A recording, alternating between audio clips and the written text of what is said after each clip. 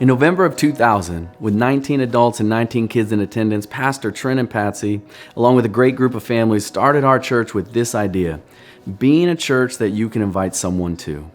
And 20 years later, here we are, church family. Over 400 of us gathered together each week at our weekend services. There is so much for us to celebrate. Our children's ministry is booming, weekly seeing over 75 kids involved in our Sunday morning experiences. Our youth ministry sees 40 teens on Sunday nights, and about half of them show up to their weekly Bible studies. Our young adults ministry is seeing around 40 people show up for their normal ministry night, and over 30 of them show up to their in-home Bible studies. Now, these last few months alone, we've had 18 child dedications and 17 baptisms. And this past Easter, we had 636 people crammed into our building to hear the good news of Jesus. Now, numbers aren't everything, but they do tell a story. God has been so good and so faithful, and He is impacting the lives of people through this place.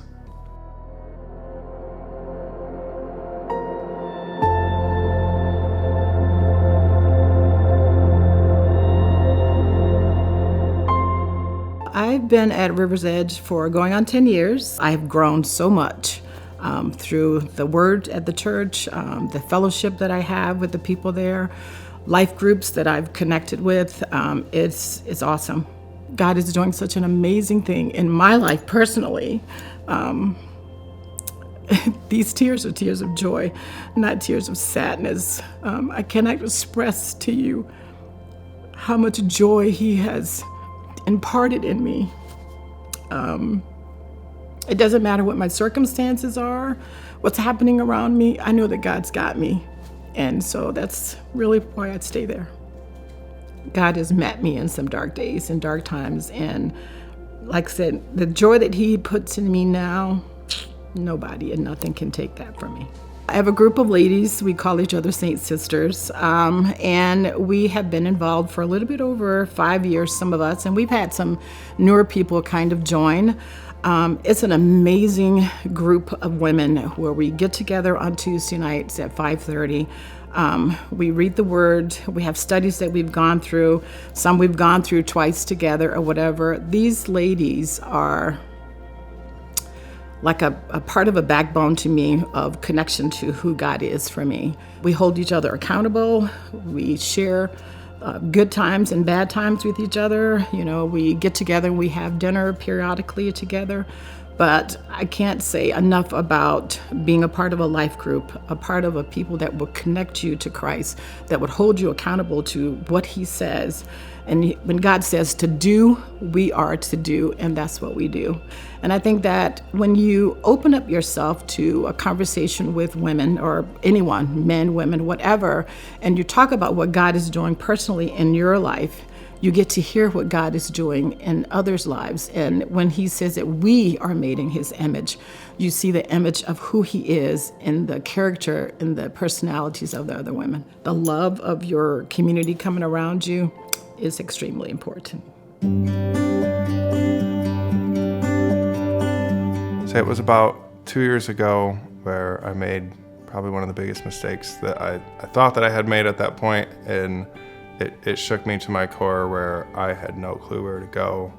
And for the first time in my life, I literally was on my hands and knees, crying, begging the Lord to change my life, to show me signs that He was real. As being a kid that brought up around the church and believed in the Lord but never had a real relationship. And as soon as you could come into my life and show me that you were real, I decided that I would give my life up to you. And in the middle of that prayer, my phone started ringing, and I got a call from one of my old bosses that completely changed my entire life at that moment. It got me into a new job that I made a lot more money an hour, but the biggest thing was I got a lot better benefits and was able to stay at home with my kids to help start homeschooling. And it kind of sparked conversations with my sister and brother-in-law, and started realizing that I should try to come back to the church.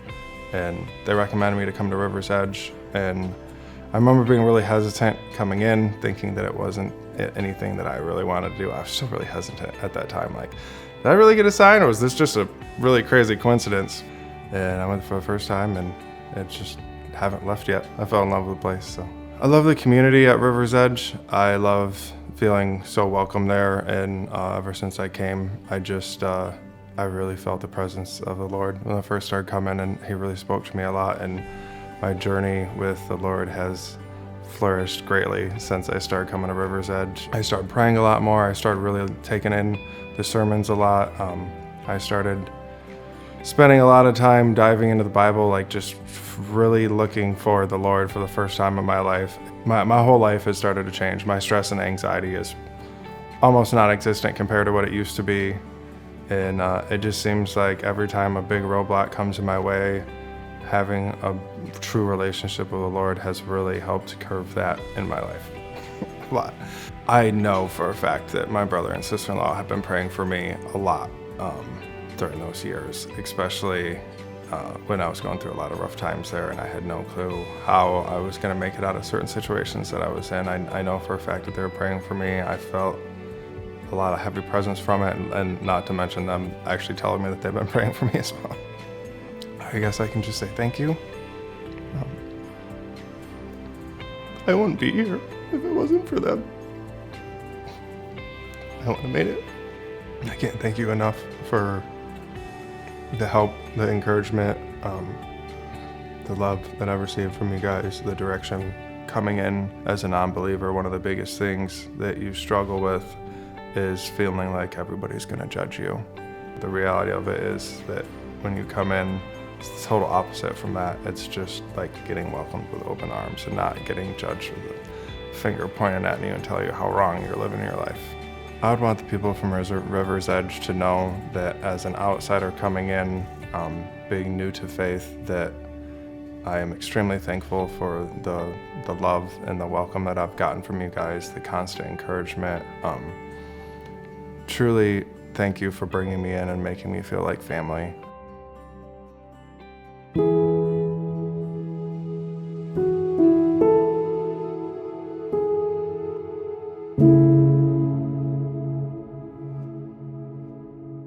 So I started coming to River's Edge back in 2016.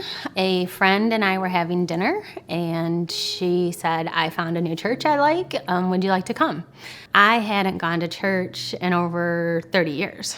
I went to CCD, catechism, all of that as a child. I grew up in the Catholic Church. My parents made me go. My mom always made me go to church. I went through all the sacraments. I got into college or into high school, and I started working. And once I started working, I wasn't able to go. And then I just fell away, and work and life and everything else, and just kind of took me away from all of it. And then once my friend invited me, she had checked out a few churches, and she just said how much she loved River's Edge. So I said, sure, I'll check it out. And I went with her that Sunday, and I never left. I just kept going and started volunteering, and everyone was just so nice. So I think God was he'd always been calling me back, and someone just opened the door for me to go. So, and I found a great church that I never left. I love the pastors and the messages that we teach right out of the Bible. So I can always go back and I can reread it. I can listen to different commentaries on it. And each year they keep challenging me to do more, read the Bible more, read more books, do that. And God just continues to grow me. I think that I just knew that I was missing something. And I knew that I was missing something. I'm sorry, I don't want to cry. I cry all the time now. I look at every single person as a child of God, and they could be exactly where I was 7 years ago, not knowing. And I have to just tell people because we all have fallen away. All of us fall short. So I think that's one thing that Jesus has really taught me, that it's my job to love and not judge. Doesn't matter where you're at, Jesus loves you. I have a passion for the next generation of ladies just because, again, I know where I was growing up, or when I was early in my marriage, work, all of that stuff. And I know that my life is so much better, and I know that my kids' lives could have been better, my marriage could have been better if I had the right tools and Jesus in my life. So I like to be able to help ladies see that There's no need for gossip. There's no need for any of that. You can talk to Jesus and you can go there. And the Bible really has something for everybody, and we can all learn and grow from each other. If you come to River's Edge, you just feel welcomed. I think that's why I stayed at River's Edge, and that's why I come. The motto on the door is, "Come as you are, be who you are." And that's truly how it is. There's people of all different generations, backgrounds, races, color, creed. It doesn't matter, but we can all just love each other. We have such a good time.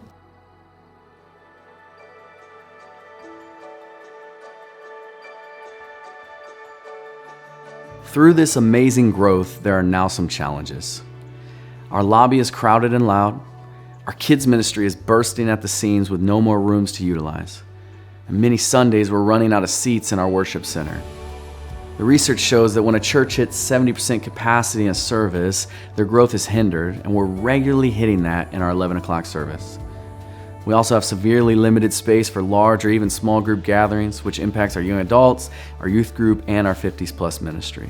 And we know that there are countless people in our community and in our lives that are not in a relationship with Jesus. We want to be a church where people can hear about Jesus, but also a place where strangers become friends and friends become family.